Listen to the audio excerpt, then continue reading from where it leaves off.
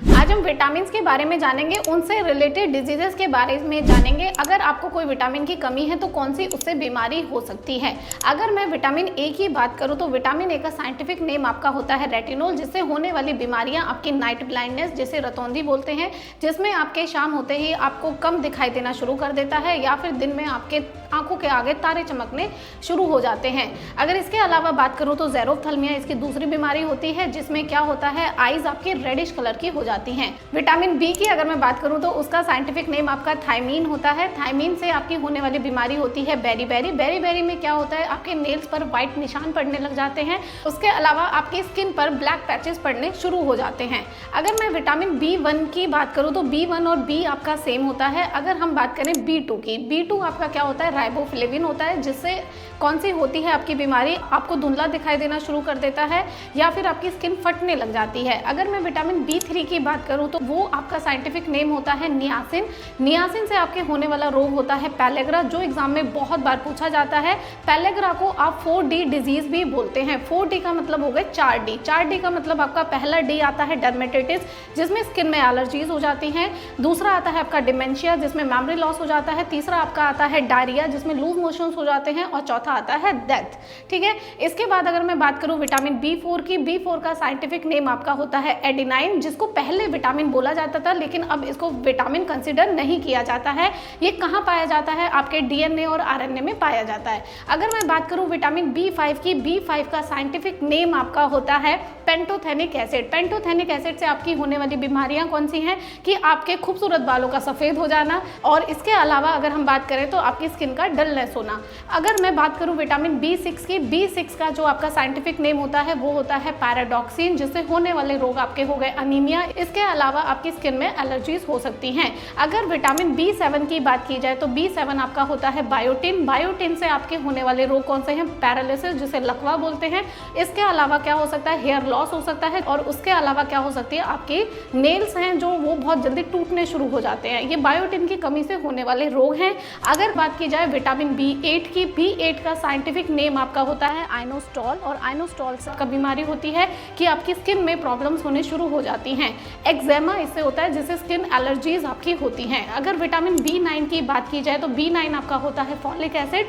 Folic acid से आपके होने वाले रोग हैं, एक तो आपके रिप्रोडक्शन में प्रॉब्लम आती है, दूसरी आपकी क्या दिक्कत आती है, मेंटल रिटार्डनेस होती है, जिसमें मेंटल हेल्थ प्रॉपर नहीं रहती है।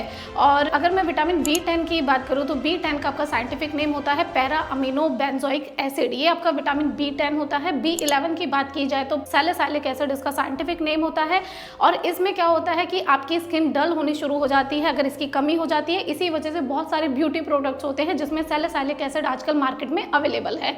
अगर मैं बात करूं विटामिन B12 की, जो सबसे ज़्यादा पूछा जाता है और जो वेजिटेरियंस होते हैं उनमें बहुत ज़्यादा कमी इसकी पाई जाती है, क्योंकि नॉन वेज में ज़्यादा पाया जाता है। तो विटामिन B12 का अगर साइंटिफिक नेम की बात की जाए तो साइनेकोबैलामिन इसका साइंटिफिक नेम होता है, और इससे आपकी परनीशियस अनीमिया रोग होता है। इसमें क्या होता है कि आपको बहुत थकावट फील होगी, आपकी स्किन येलो कलर की पड़ जाएगी, आप लेजी रहेंगे, आप काम नहीं कर पाएंगे।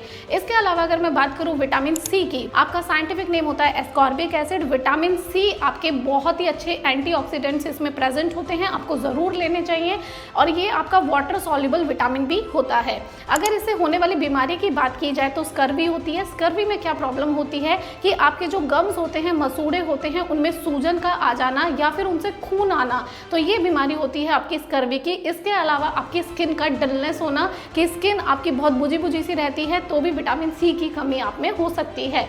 अगर मैं विटामिन D की बात करूं तो विटामिन D का साइंटिफिक नेम आपका होता है कैल्सीफेरॉल, जिससे होने वाली बीमारियां आपकी रिकेट्स, जो बच्चों में पेनफुल बोन्स की तरह देखी जाती है, और ऑस्टियोमलेशिया, जब हम बड़े हो जाते हैं तो हमारी हड्डियों में दर्द होना शुरू हो जाता है, तो ये भी विटामिन D की कमी से आपका होता है, और जिसे बोलते हैं ऑस्टियोमलेशिया।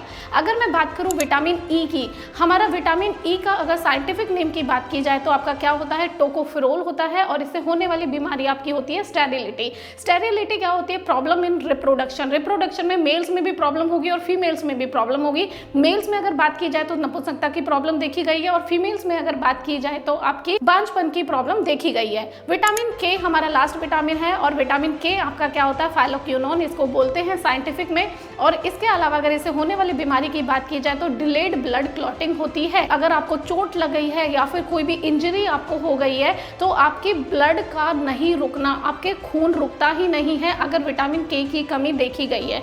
तो विटामिन के भी आपका भरपूर मात्रा में आपका होना चाहिए, अदरवाइज क्या है, ये बहुत प्रॉब्लम क्रिएट कर सकता है। तो ऐसी ही इंफॉर्मेटिव वीडियोस को देखने के लिए मिलते हैं नेक्स्ट वीडियो में।